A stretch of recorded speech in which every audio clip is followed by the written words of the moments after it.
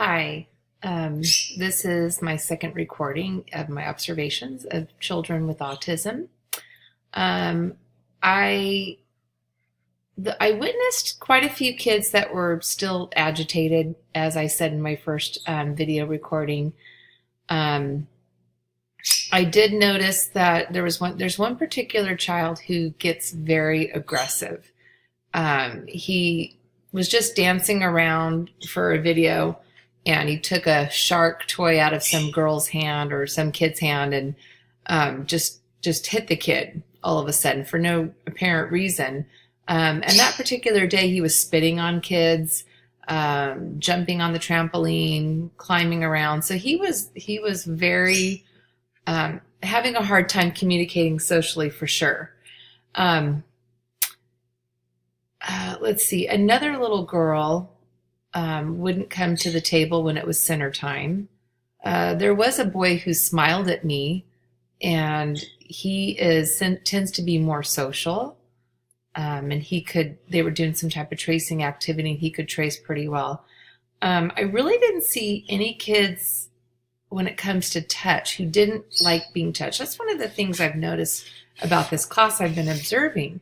Um, they they let the aides pick them up.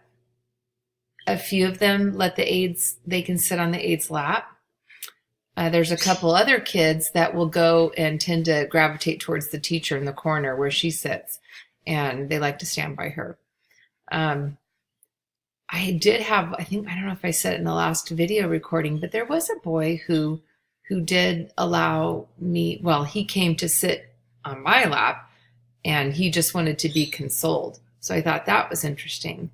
But I think some of these kids, I wonder if they were in a different environment, if they were, let's say, out in the neighborhood walking with their family, if they would steer away from other people, or if they're at a birthday party and it's not their house or it's not their classroom, it's not a familiar environment.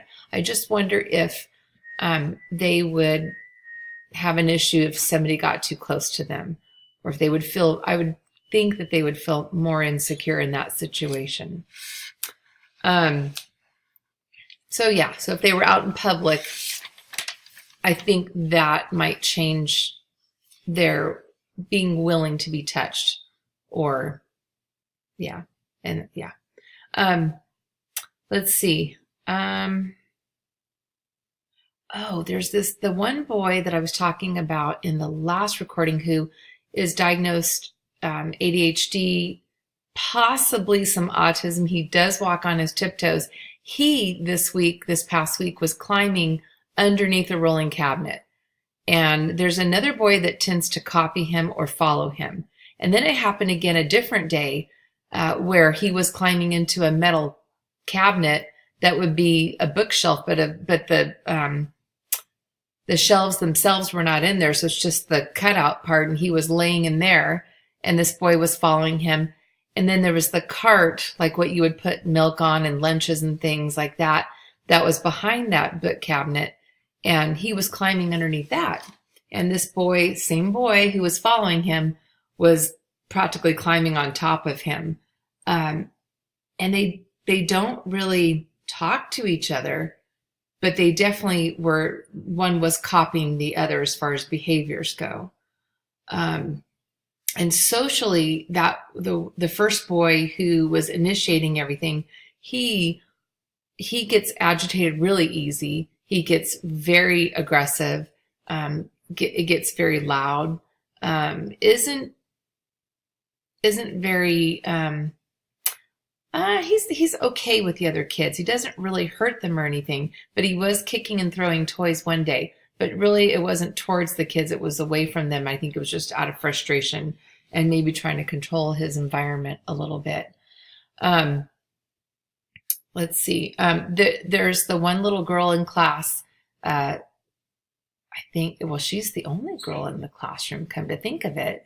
All boys, the rest of them, which is not surprising considering the statistics with autism. But this one little girl, she tends to always want to aggravate everybody.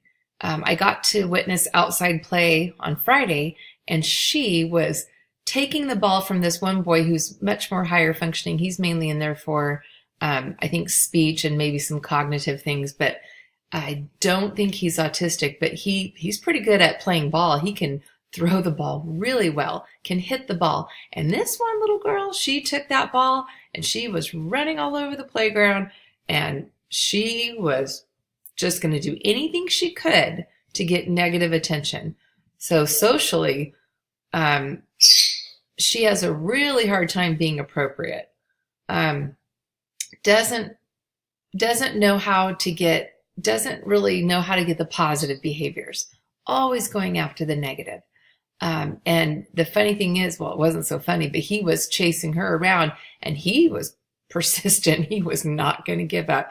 And he got the ball from her. And I thought, I wondered, if he was going to get kind of violent with her. He didn't. He just took the ball and got away from her. But you could tell he was irritated. But yeah, she'll run away from the aides and the teachers. So she's trying to get them to chase her and trying to get them to come and get her. And she walks away all the time. She'll be in the middle of something and then boom, she just walks away because she wants that attention. So I think she definitely needs some interventions as far as how can I ask for what I need because I'm feeling a certain way. And maybe even having some peer intervention with her, with kids who come from like the general ed classroom. I don't know. Just wonder if that would have an effect on her. Because definitely she just keeps leaning towards the negative, and no one's, it's not going to help her, of course, and she's not getting anywhere. As far as kids, how they interact with each other, I did see the interesting thing at playtime was there was a couple of boys who were following each other, going back and forth, and they were laughing and giggling. And one of them is one of the little 3-year-old autistic boys that I originally had my eye on. And he was the leader. And he's one that will let you touch him. But he initiated kind of like a follow the leader or a chase game. And he was climbing on the play place and getting off and going back and forth. And this other little boy, who tends to be a little on the happier side as far as, how his emotions are, he was following him and just giggling and laughing. And I really got a kick out of that. And that was really interesting to see. I wasn't expecting that. And you don't see that so much in the classroom. And of course, the teacher and the aides were saying, oh yeah, they're really happy to be outside. Everybody seems to really love it outside. And of course you don't have that indoor lighting.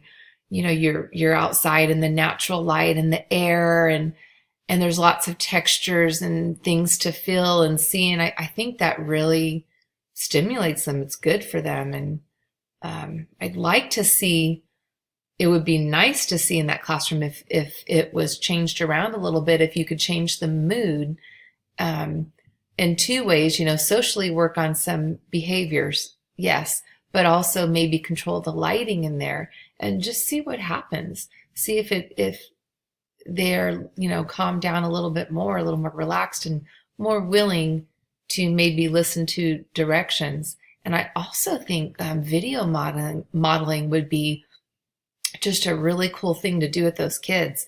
Sounds like from what I've read that is a very positive thing and effective, very beneficial.